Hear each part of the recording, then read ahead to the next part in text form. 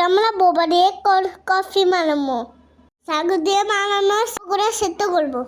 সেদ্ধ হয়ে গেলে চিনি দিয়ে ক্যারামেল বানাবো। ক্যারামেল দিয়ে বোবা গুঁড়া দিয়ে দেবো। তারপর ক্যারামেল গুঁড়া হলুদে নামাবো। খাইতে অনেক মজা, কিন্তু অনেক চিনি থাকে না, এটা কম খাওয়া উচিত। আচ্ছা বাদ দাও, চলো কফি মালাই বেঁধে কিটক্যাট চকলেট দিছি, হুইপ ক্রিম দিছি, তারপর চিনি দিছি, বানিয়ে রাখা অনেকগুলো কফি দিছি, ফ্রিজের বলো দুধ দিছি, আইসক্রিমও দিছি গ্লাসের মধ্যে। তারপর প্রথমে বোবা ক্যারামেল কফিটা দিয়ে দিয়েছি।